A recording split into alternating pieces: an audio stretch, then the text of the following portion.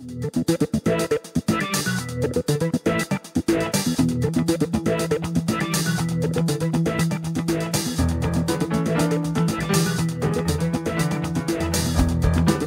are listening to the SDSU podcast presented by the East Village Times with your hosts Andre Hagberdian and Paul Garrison.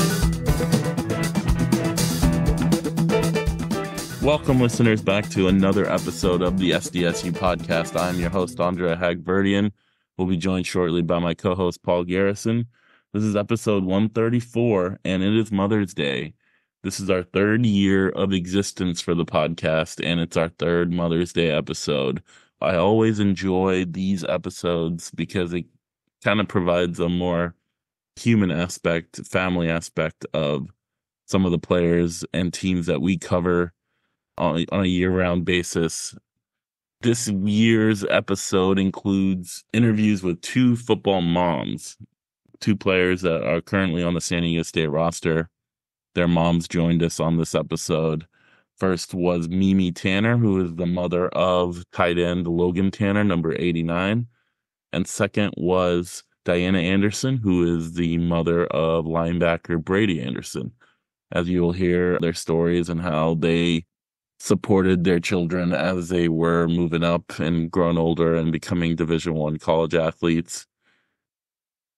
Obviously, the Anderson story took a tragic turn last December when Diana's husband and Brady's father, Chris, passed away unexpectedly. You'll hear Diana talk about that during the interview, learning to move on from it. And obviously, you'll hear her talk about the ways that she and her family are doing that. So definitely a tragic and devastating moment for the Aztec family. First up, we'll get into the interview with LB Tanner, and then we'll get to the interview with Diana Anderson, and then Paul and I will give you our takeaways to close it out. We want to welcome LB Tanner on the SDSU podcast for our special Mother's Day episode. I know it's a few days before Mother's Day, but we want to wish you a happy Mother's Day, obviously. And you gotta tell us where you are, because we see the background and we see a nice tropical paradise behind you. We are in the Gulf of Mexico on a ship, so the timing was just, I felt this was a better backdrop than anything else I could provide in our room. Might as well embrace it. Yep. To start off, it's a Mother's Day episode, so can you tell us how many children you have and what their names are and what connection to San Diego State? Yes, of course. So I've got two boys. One just turned 29 last week, and the other one, Logan, is on the San Diego State roster, and he will be 21 here very shortly. And then we have a blended family. So I have a bonus daughter that's 12. So, yep. Great. But I raised two boys. In Logan's bio, it says his legal name is Paul Lloyd Tanner. So where does Logan come from? So Logan and his brother are 8 years apart. His brother's 8 years older than him. And when his dad's side of the family, all the men, they start their first names is Paul. And then they go by their middle name. So his dad's name is Paul David Tanner. And he goes by David. So that was a tradition that, I certainly wasn't going to stop. So his first name is Paul. And then Lloyd was one of my uncles. It was my godfather, my mom's oldest brother. She had 11 siblings. So he was the oldest. And so that's an homage to him. And then his brother, Grant, his older brother, decided when I was pregnant with Logan, he said, I'm going to call him Logan. I don't care what y'all name him. So we don't know where Logan came from, but it stuck and it never left. So, well, I think that the next time we all hang out, I think I got to go by Michael, right? To keep the tradition going. There you go. Is that your middle name? Yeah. Is your oldest son, is he by any weird chance into the X-Men? Say that again. Does he like the comic book, the X-Men? I don't know if he specifically has any homage to it or any Okay, connection I was curious. No. That's the only Logan I know. No. But Andre, how long we've been doing this, man? Logan was actually our special guest for the very first episode of this podcast back in January of 2022 before he moved to San Diego to start college, and we got to know him a little bit, and obviously, through the years now. But what was he like as a kid? Well, funny you should have asked. I kept thinking I didn't know what kind of questions you guys were going to ask me. And so I was kind of thinking through, like, what do I say? I don't know. But it's probably not the most endearing term, but he was a little bit of a wrecking ball from the very beginning.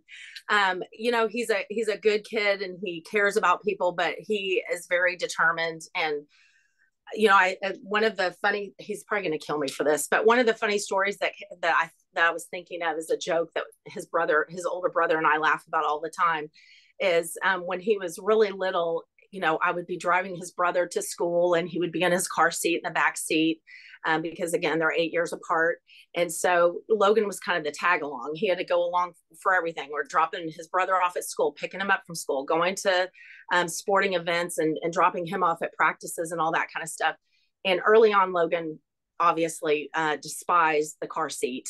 And so he used to scream like, the ear piercing screams to try to get out. And he learned how to undo the 5-point harness on his. Oh, no. And this is not when he was like almost ready to be out of the car seat. He was Right. still pretty little. Oh. And so early on, he figured out he was so determined. And that's my point is he gets his mind set on something and he is so like laser focused. And he was so determined to get out of that car seat that I ended up having to carry a pack of, and this is probably not my proudest parenting moment, but I carried a pack of zip ties on the floorboard by his car seat with a pair of scissors, and I would zip tie him in because he can't be roaming around the car. No. So we used to laugh that I was going to get pulled over at some point. They were going to be like, wait a second, what's going on here? Why do you have your kid zip tied into his car seat? But that's just one example. He was very determined, but he's a sweet kid, but he gets his mind made up on something and he's not going to stop at anything to make it happen. So saw that early on. One of the things he had his mind made up with was getting done with high school early, enrolling early. I guess what was that process like for you that he was kind of, going to be advancing a little bit quicker? I know he was able to go back and home and do prom and do some of the things that he would have done anyway. But just what was that process in getting him ready and seeing him go after football in this manner, even if it meant leaving home a little bit early? Yeah, I think you don't really know that your kid's gonna get offers or make it to that point, and he did have an LCL tear his senior year and didn't play much. I think it was a second game or something. So you don't know what's going to happen. But of course, leading up to that point, he was convinced that that's what he wanted to do is play college football. And that was his goal. And so we knew that we wanted to provide the opportunity for him to have the choice to leave early if he could. But you don't know what life is going to bring and how things are going to work out. It wasn't like we were counting our chickens before they hatched. So it did work out and it came a lot faster than I expected. It was very bittersweet. I'm so proud of him, but at the same time, I was like, how did we arrive at this point that he's leaving? And I thought we still had, in my mind, I kept thinking we still have time to get through senior year. So, but I'm so happy for him and proud of him that he accomplished that. I'm trying to think, is that what you were looking for? Yeah. Yeah, well, Paul and I definitely didn't graduate high school early. So just the thought of having to do all those credits and do extra classes and stuff like that just to get done early is crazy. It's really, it's special to be able to do that. And then play football on top of that. So you live in Houston, Texas. Yep. But you're always at Snapdragon for all the games. And Houston's not that far, but it's not a couple-hour drive either. Why is it important for you and the family to show the support for Logan and the team to make it out here for those games? Well, I'll say early on, I kind of pushed him and wanted him to stay closer to home. He had opportunities to do that, and he felt like San Diego State was the whole package. It was something we had conversations about a few times that, I was like, don't pick a school based on the coaches or don't pick a school based on the campus alone or the beach or the new stadium. It needs to be a whole package kind of thing. And so he was determined. He loves San Diego. And so it's part of our family now too, and we love it too. We've grown to learn the city and all the people, and their fan base is amazing. The local fan base there is very impressive, and of course we've gotten to know some of the other families, and the coaches have embraced us. So I think in all aspects we just are excited, and look forward to the fall every year, and Logan loves it there. So you love what your kid loves and what makes them happy ultimately. And he earned the right to pick wherever he wanted to go. When push came to shove, it was his decision. So. Yeah. And, college football there's a whirlwind of change in just college football in general. And then obviously with the coaching staff at San Diego State kind of made complete flip. What is it like as a parent knowing your kid is dealing with all that in addition to, going to college? I think these players are thrust into a little bit of adulthood because, I feel like he has a full-time job, and he realizes, his employment is pretty much the football program, and the payment you get is your school, which is a huge thing. So, I think that they grow up very quickly, and they learn, they continue that work ethic they've already started to get them to that point. And I think it goes to a whole new level. It's serious, and it is hardcore. I mean, you witness things, and people get cut, and games somebody gets hurt. I mean, it's heartbreaking, but I think it's his passion. So it is what he wants to do, and I think in some ways it prepares them for the real world, because the real world is not all warm and fuzzy and going to embrace you for anything but what you work hard for. Coach Lewis, he obviously is the new coach at San Diego State. He's very goal-oriented, driven, seems very much similar-minded to Logan. What has impressed you about your son as he's transitioned from, the coaching staff that he loved, that he committed to, and now there's a new group, and Logan is still laser focused on who he wants to be and what he wants to do. He loved the coaches that brought him on board. And I think he had amazing experiences, personal growth with a lot of them, and, mentorship and all that kind of stuff. But, obviously I think last year wasn't it didn't turn out the way we all hoped for the football program. And so it was bittersweet to see an era end and the new people come in. But all I've seen is positive motivation, excitement, encouragement. I've heard things like, we're helping your boys grow up to be men of character and have families and stuff. I love that kind of stuff. That speaks to me because, we've had that kind of in the past where the coaches have become mentors, and they look out for them and take care of them and try to help them make good decisions in life and beyond. So I love that kind of thing. And all I sense is the motivation and the excitement for the season ahead. So we have high hopes. Absolutely. But what about Logan though, and just being able to transition so well, in the tight end room that, he had a couple of guys who were his buddies who went and transferred, and he was the guy there, the only one who kind of that holdover. But just, as he's grown and taken on that, I mean, what have you seen from him that you've really appreciated? He's changed a lot this last the last calendar year. He had such tight, I think the tight end room was so tight. They were, I think all the rooms do that with every position. They kind of spill their heart and soul to each other, and they spend a lot of time together, get to know each other and support each other. So I think it was bittersweet to see some of his teammates leave, but I think he understood. I think he's embraced the people that are coming in. From what I understand, they seem to be very close. And he's kind of personally done this. He's been reading a lot. I mean, he always kind of reads a lot, but he's been reading like this David Goggins stuff. And, he keeps telling me that he's his own competitor. Like, he's not in competition with anyone. I don't know if he's going to kill me for saying this, but it's kind of, he's kind of, embraced this mantra of, I'm going to be a better person And, I guess that's part of what the David Goggins stuff is. And, he had me reading one of the books, and, he's encouraging me in the same way. And he's kind of jumped into that with both feet. So, I think when go off to college, you're one person. And as you're in college, you become who you really are. You start to understand your own personality. And so anyway, I don't know if that answers your question, but he's made a lot of growth this year. I think some of it was on his own. It was beautiful. Yeah, there's no right answer. It's just whatever you've seen. But yeah, no, I just think that I'm unbelievably impressed when any young person is able to be as dedicated as they are. Period. Stop. But then with the additional stuff of the coaching staff change and the room changing and all of that stuff, and to still be as focused and as driven, I think it's just really, really impressive. But you're obviously a football mom, so what is your outlook for the upcoming season for the Aztecs?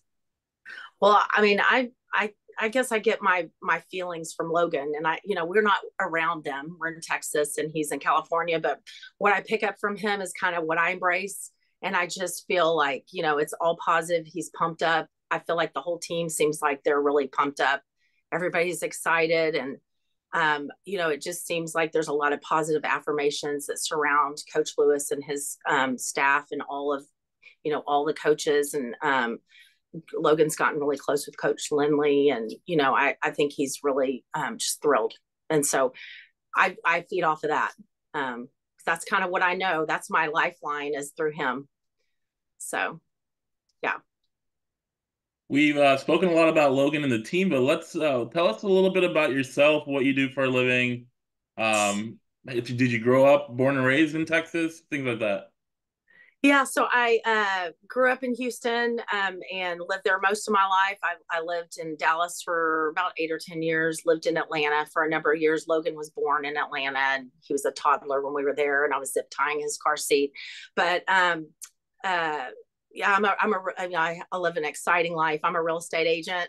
So, there's peaks and valleys with that. And it's never the same day, 2 days in a row, but I love what I do. It's fun helping people, find that next chapter. But that's what so.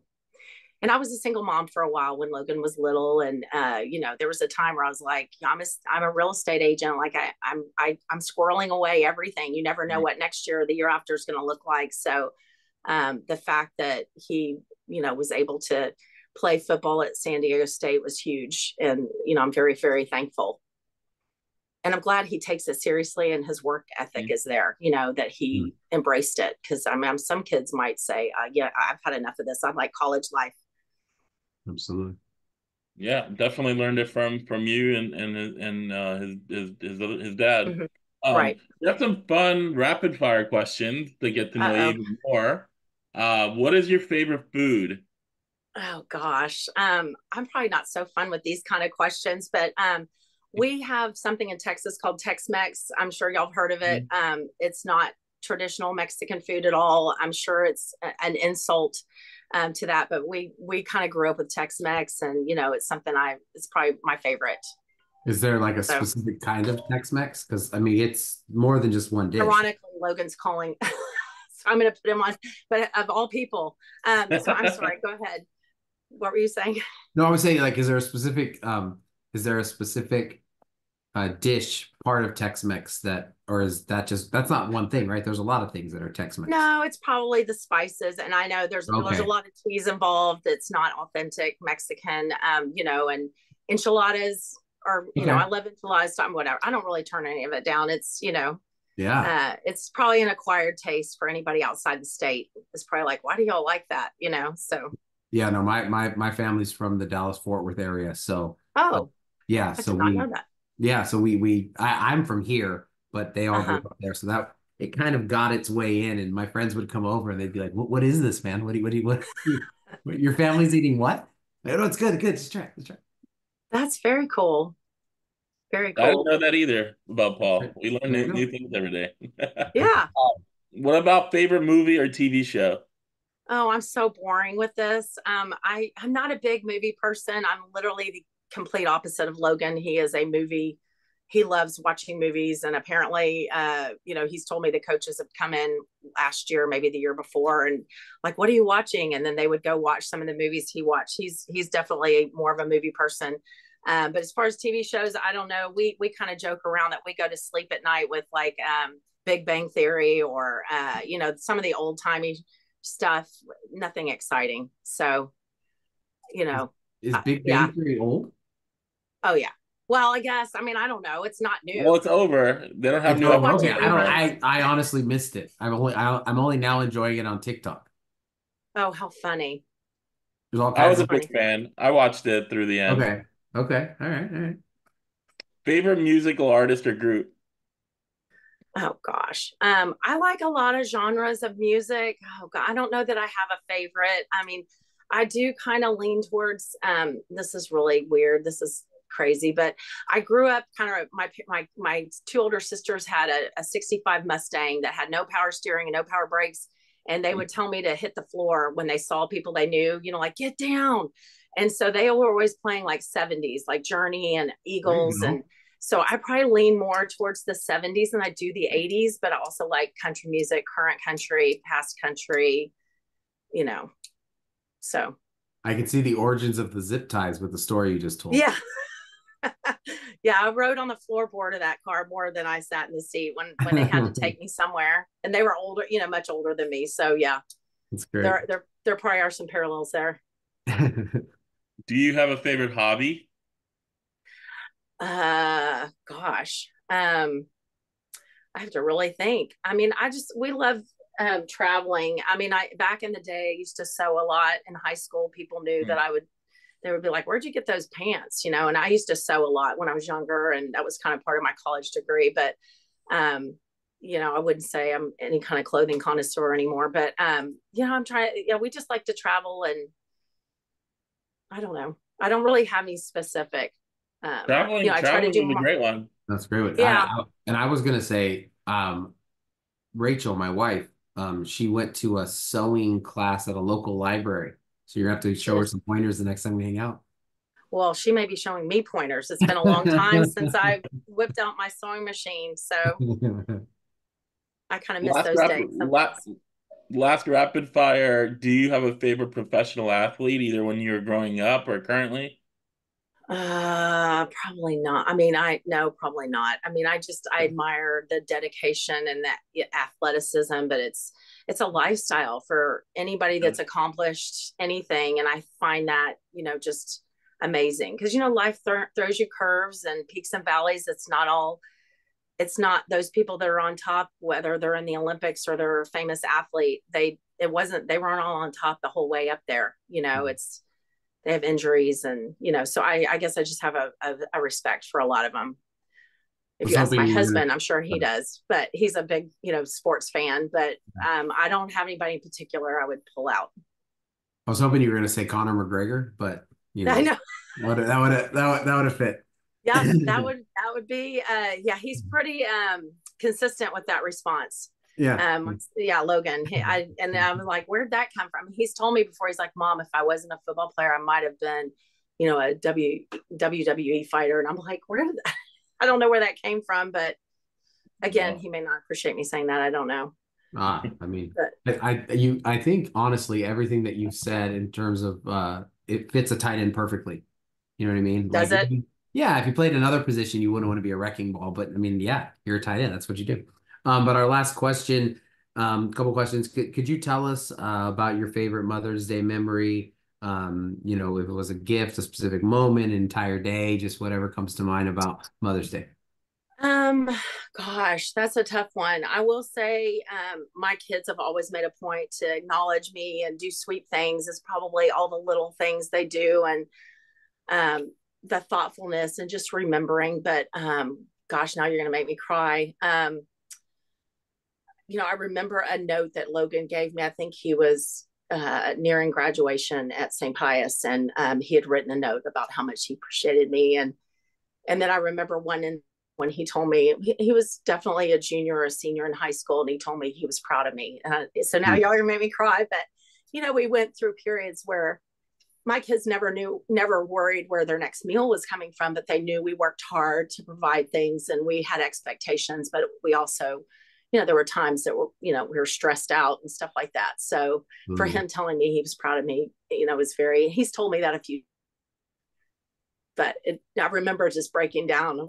I didn't expect to hear it from, when your kids are, I raise boys, so you're taking care of them and a certain age where they're protecting you or they're opening the door for you and you're not opening the door for this little kid anymore. Or and so for him to say I'm proud of it, so I was like, oh wow, we're flipping spaces now. Like I've been telling him I'm proud of him. So wow. That's beautiful. Yeah, I don't know. It's beautiful. Now you're all gonna get me all teary-eyed. Well, that was it. Thank you so much for joining us. It was great to get you on the Mother's Day episode. I think this is our third year doing the Mother's Day episodes. We love doing them, getting to know you guys. And I know we've obviously gotten to know you before, but it was cool to get some more insight about you and Logan. And hopefully your kids will do something great for you. Will you be back from your cruise in time for Mother's Day? So we get back the day after. And Logan, he's still in San Diego right now. Well, actually he's not, but he's off having some fun. And then he'll be coming home the day after we get back. So, and then his brother's still in Scotland. So I won't be seeing him for a little bit, but I'm sure they'll be calling and all that kind of stuff. But thank y'all so much for having me. It's so sweet. And hopefully Logan can contribute something this year. And, hopefully the team just comes together and has an amazing year and an amazing brotherhood, having a season together. Absolutely. So. Thank you. We want to welcome Diana Anderson to the podcast on our special Mother's Day episode. We are recording this a few days before, but we want to wish you a very happy Mother's Day. Thank you. Just to start off, can you tell us, how many children you have and what their names are and how you're related to the San Diego State football team? Yeah, so I have 3 sons, Bowen, Brock, and Brady is the youngest. Brady is going into his, 4th season next year as an Aztec football player. And we're excited for this new season coming up. Brady has a unique middle name. Can you tell us how to pronounce it and where that came from?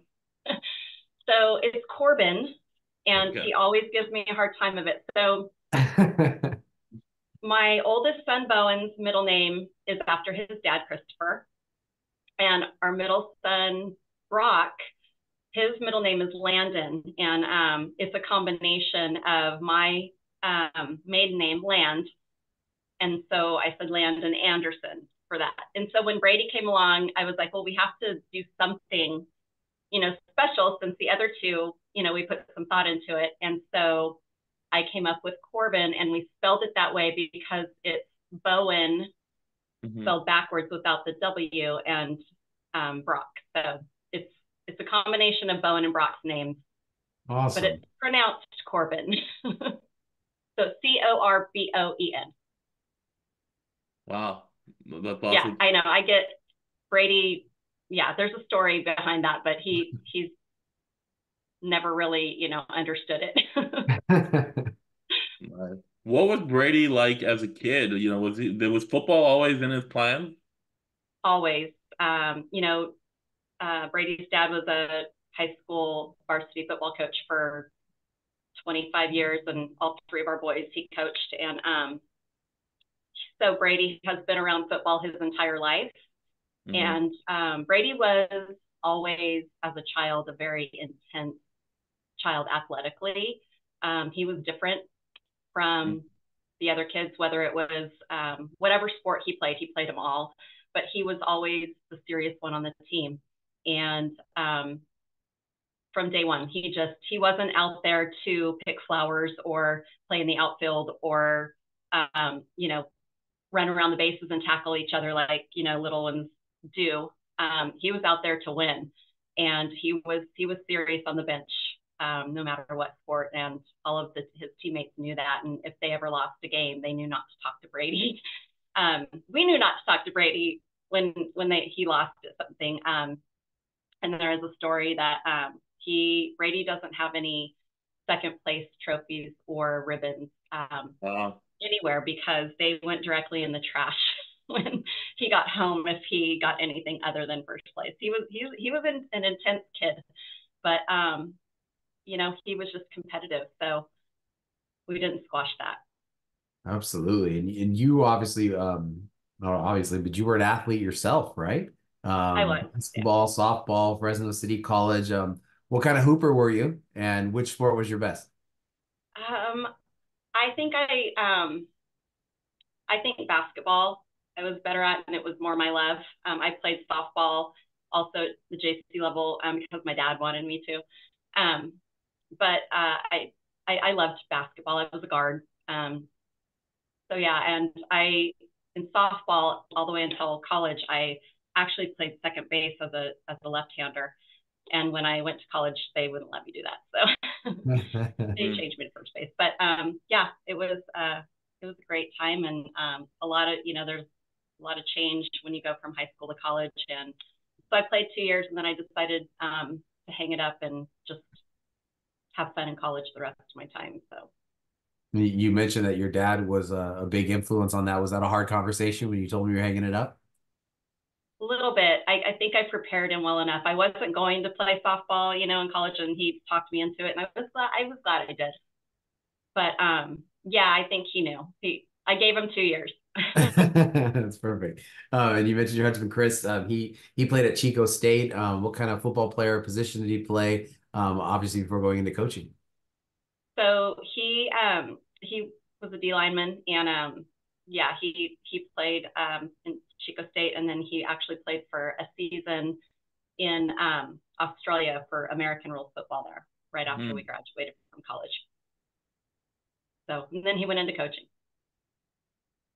What were you guys already together when he played in Australia? Yeah, we were high school sweethearts. Nice. So we would have been celebrating our 30-year anniversary on May 28th this year. Wow. Yeah,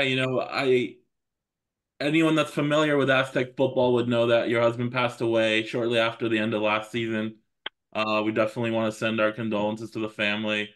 How has that moment been for your family? It's obviously a devastating moment, surprising, obviously tragic moment. How has the family dealt with that, and how has Brady kind of, been a part of that? Yeah, it was devastating. December 6th, he woke up and wasn't feeling well. He walked to the gym right outside our neighborhood every day and didn't go that morning and wasn't feeling well. So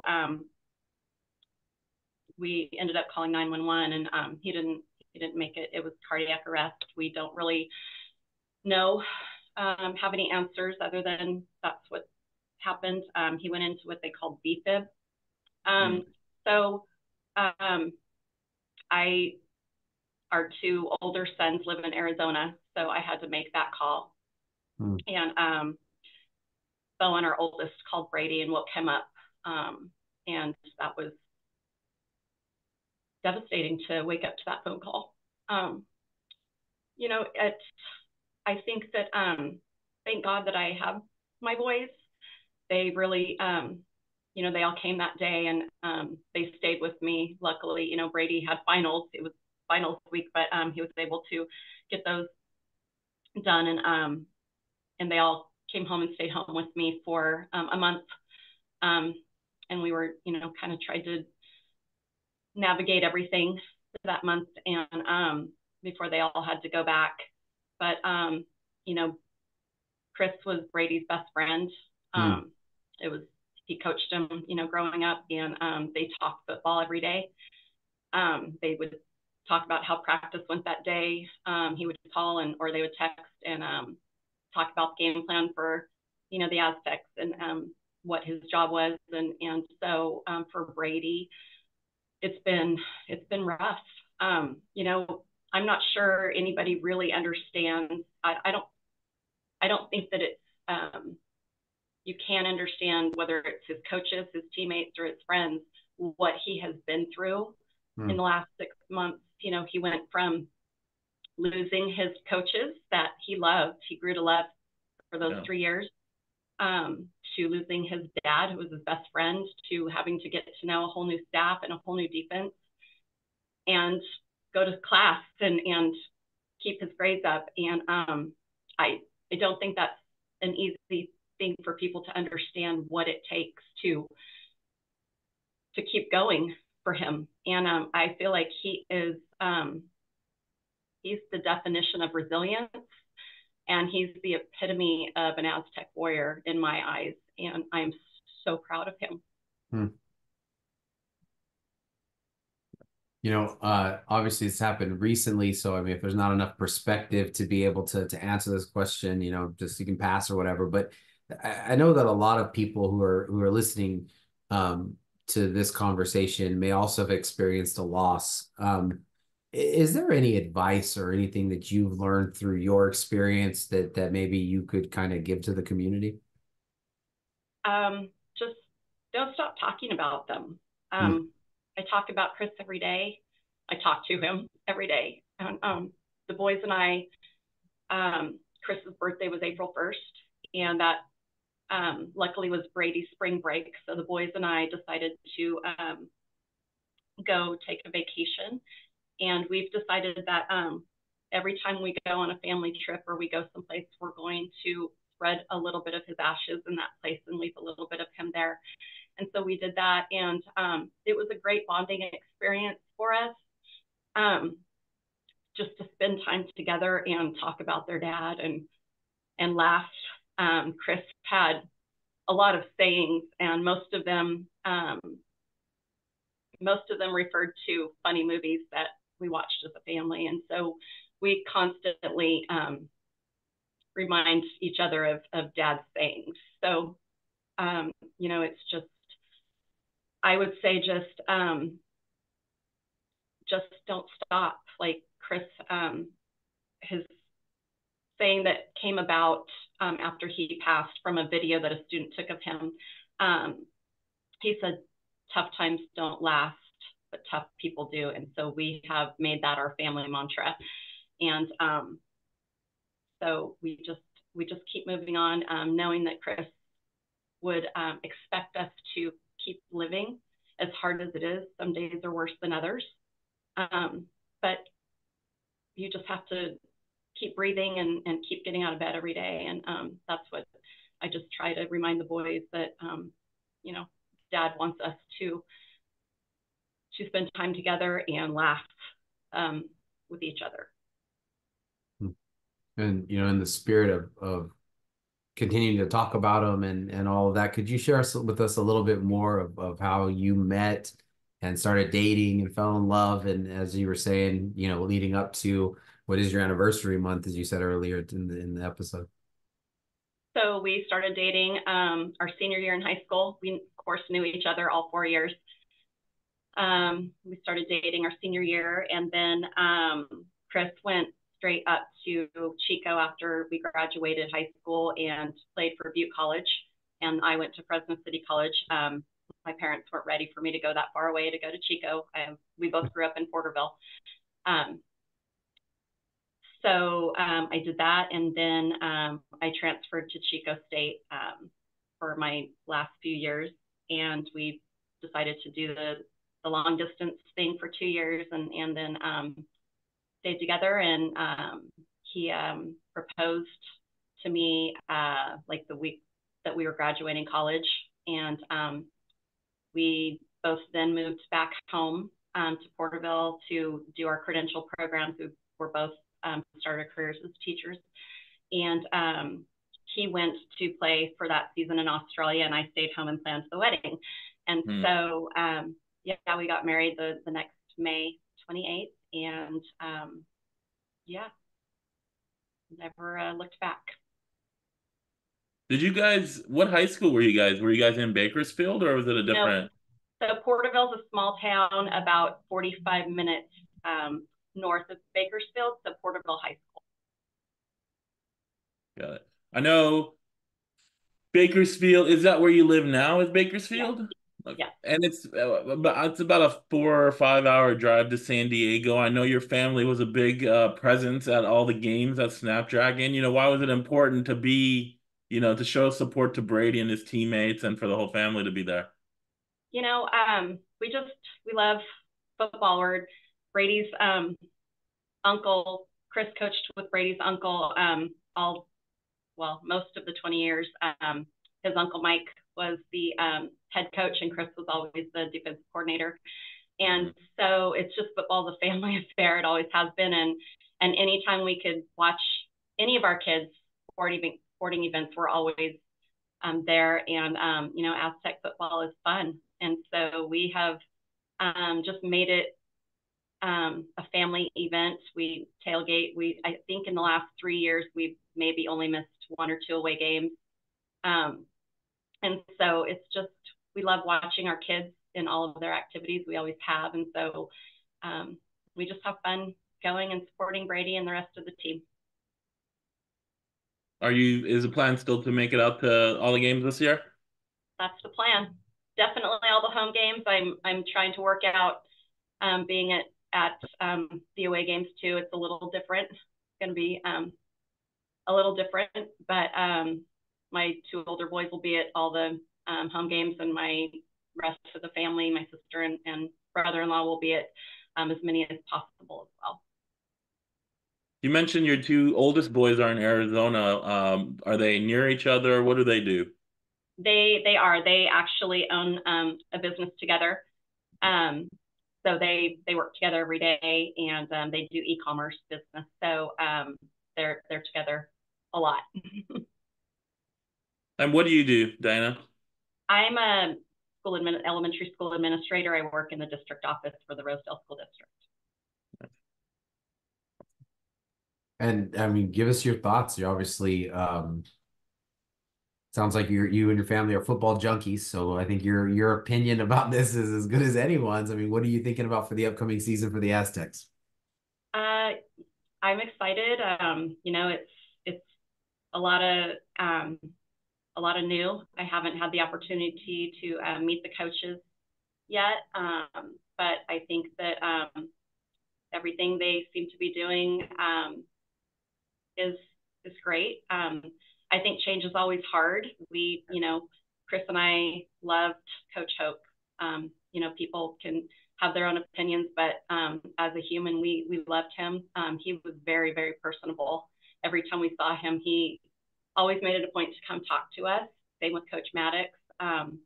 Change is hard, but I think that we're moving in the right direction, and hopefully I get the opportunity to meet the new coaches soon. Absolutely. I think there might be differing opinions about Coach Hope, but the kind of man that he was, I think is pretty universal across the board.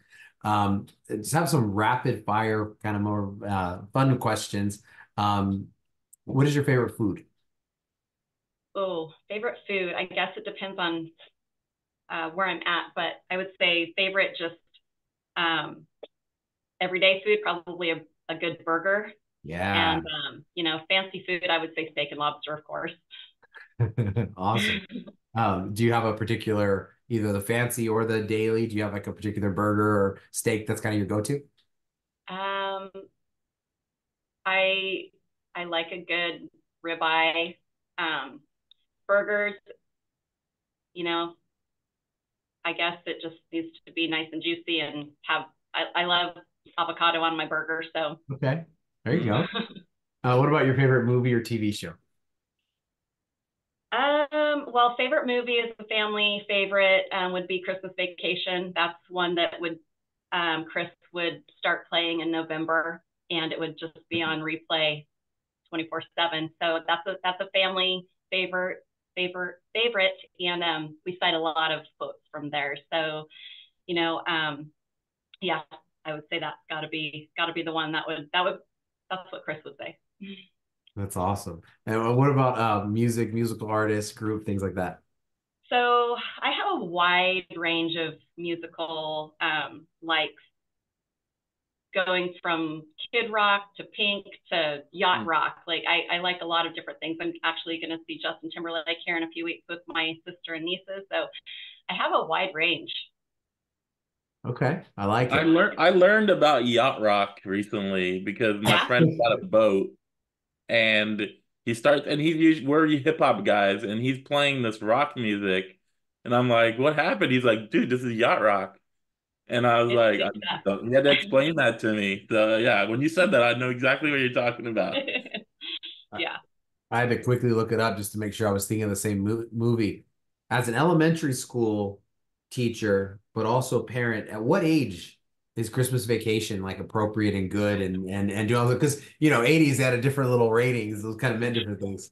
Yeah. I don't know. That's a tough question. I, I think our boys started watching it I have pretty two young. boys. I have two boys and I'm like, when does that get to get thrown into the mix? It hasn't quite yet. I, I I'm not even sure how old my kids were, probably too young when they were introduced to it, but there's Yeah, a time and place, I guess, for everything, right? absolutely. I'm honestly would already have done it, but I'm afraid of my wife. Um, what about your hobbies? What are some hobbies that you enjoy?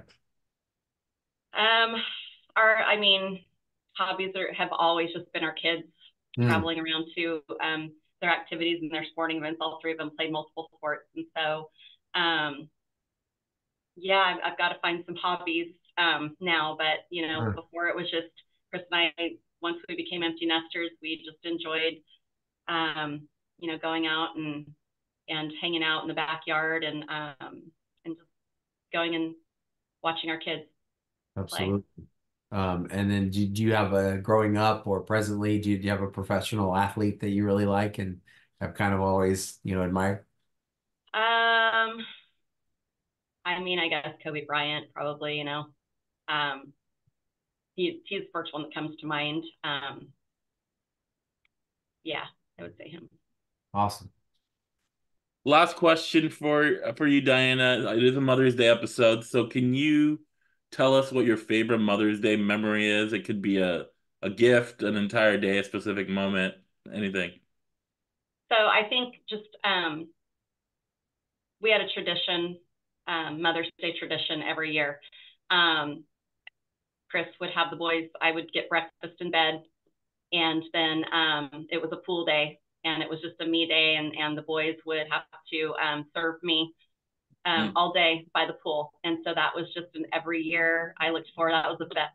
Mother's Day is just the best day of the year every year. And so our plan this year is to do something similar to that. We're deciding right now still. It keeps changing whether it's going to be in San Diego or Arizona. So, but it will involve hanging out by the pool and just being together. Beautiful. That's awesome. Diana, thank you so much for taking the time, sharing your story. I know it's still difficult. It's probably going to always be difficult, but we greatly appreciate you. We enjoy covering Brady and watching him play as well. And this year could be, his opportunity to get on the field and show us what he can do. So we definitely look forward to that. Thank you. I appreciate it. Have a good day. Thank you. Mother's Day episode part 3. I always love these episodes and the Father's Day episode, but obviously Mother's Day comes first in the calendar, and moms come first too, always. Um, but it was cool to catch up. Obviously, Mimi Tanner, we have met before and hung out with, but Diana Anderson we had not previously. So either way, it was still good to get to talk to them. What were your thoughts about our conversations with both of them? Well, I mean, I just think it's always enjoyable when I think the narrow bubble in which we talk about college athletics is kind of expanded, and you kind of get a look and a peek into the fact that not just what takes place on game day or even at practice, but that what these athletes and these families have been putting into this work that we're covering has went back for a very, very long time. And I think just to be able to kind of humanize them, and they're not just, big hulking athletes in helmets with numbers on their backs, and asking and paying attention to the names on the front of the jerseys, the name on the back of the jerseys, but that they're full, complete humans dealing with all sorts of different things. And I just thought getting to see that, and I've worked in education for many years, and uh, I think that there's nothing more beautiful that I've experienced like more consistently than a mother describing her children. And and part of what I've done in my educational career is working with like kids that are just like not performing well, they're not doing good, and we're having these like serious meetings, and in more multiples of those meetings, like they'll be describing this kid, and this kid is like failing, this kid is doing this kid is doing this, and then somewhere through that, like their mother speaks about them and brings to them a level of humanity, and just like, this is actually who my kid is that I've seen forever since they were being zip tied in the back of a car. That Yeah. And it cuts through everything else, and that's where I first noticed it. And I think that in listening to both of both of the conversations, I think I saw that in these descriptions as well. Yeah, obviously with Diana Anderson, the tragedy that the family went through just, 6 months ago, Mm. obviously is still tough, and her being able to express that and talk about that, we obviously are gracious for her to do that. She didn't have to No. do that, but and she did, and we thank her for that. And obviously Brady going through it as a college student, like we're both of us are in our 40s, and we still have both of our parents, and he's 20 plus years younger than us, and he had to go through losing a parent. So that's just it's heartbreaking to go through that for anybody, but in his position. Um but we definitely um appreciate her coming on and telling her story, and talking about the ways she can help others that go through similar things. Funny story I mentioned to her before we started recording was I was mattress shopping recently in San Diego, and I went to a couple different stores, and I ended up buying from Mattress Firm. And because the store manager there, Mike, was the best sales guy out of all the places I went to, because I hate going into showrooms because of the pushy sales guys, and I just buy stuff online. But with beds, you almost you need to try it out, right? And he was great, was helpful, gave the good and the bad of everything we were looking at.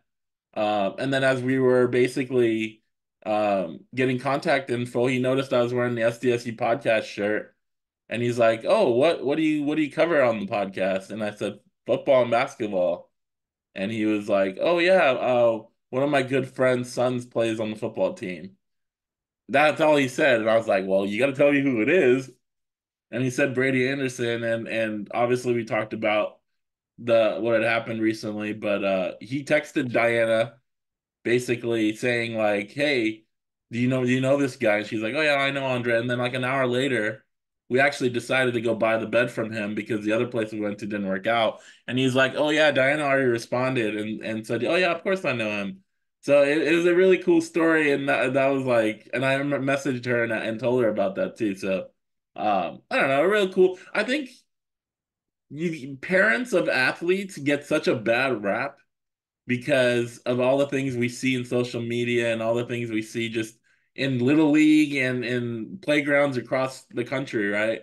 But I think our experience with so many of the parents has been good. They've been very appreciative of us, even sometimes when maybe we might criticize their son for not making a catch or not or drop or fumbling a ball. But like I think our experience with the moms and dads of the players we cover has been so good.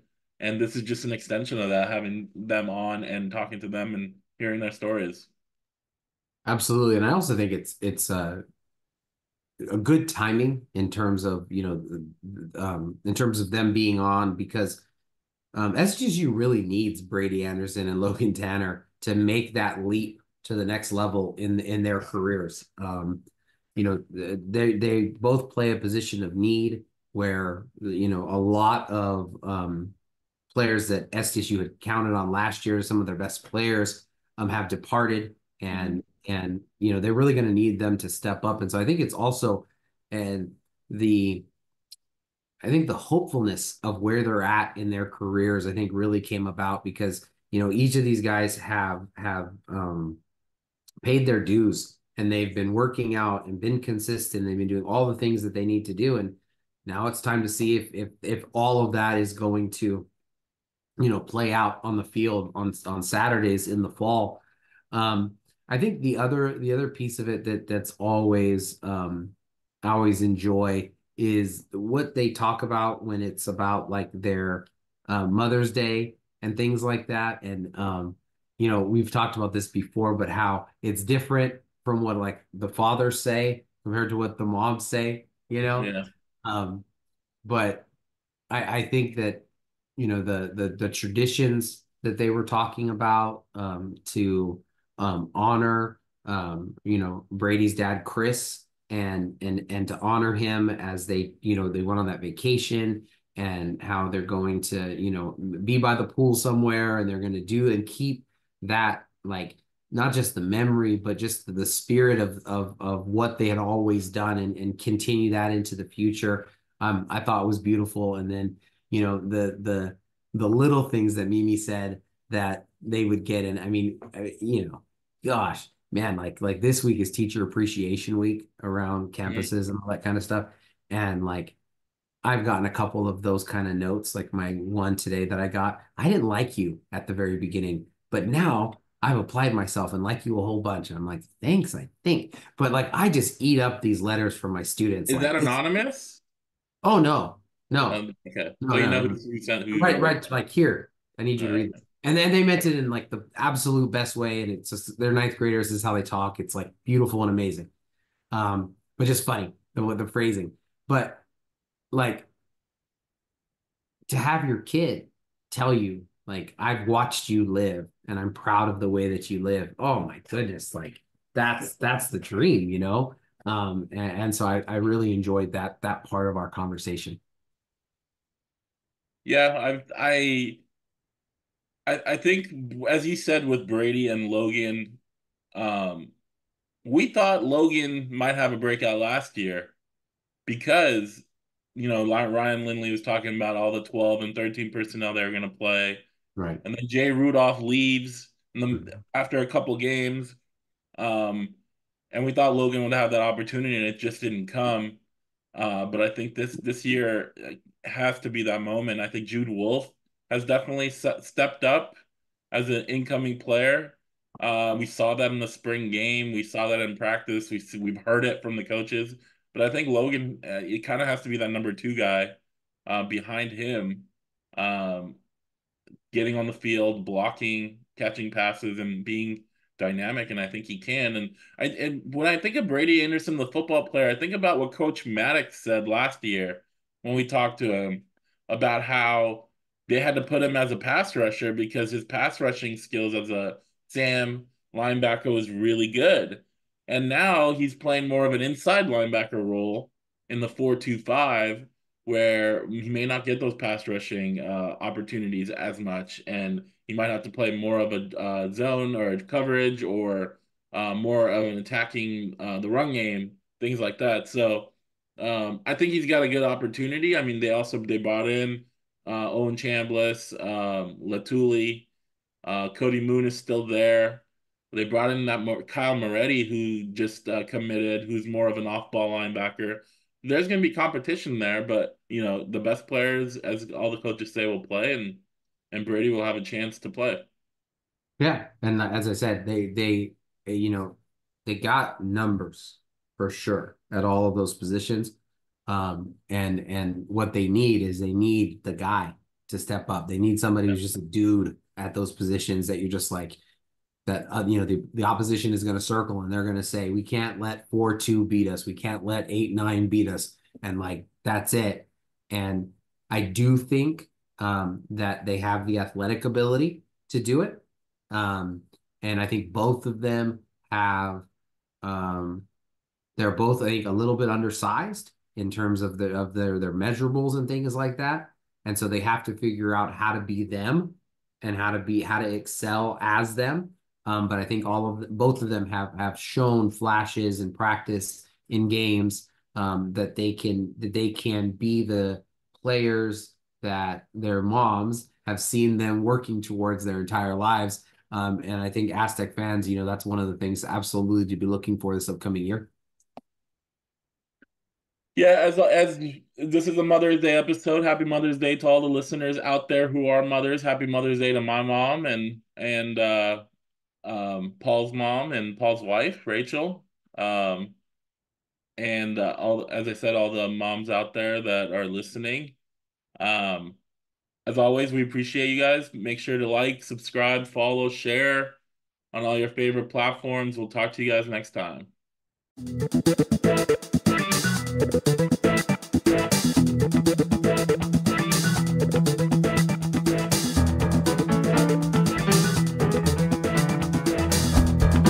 You are listening to the SDSU podcast presented by the East Village Times with your hosts Andre Hagberdian and Paul Garrison.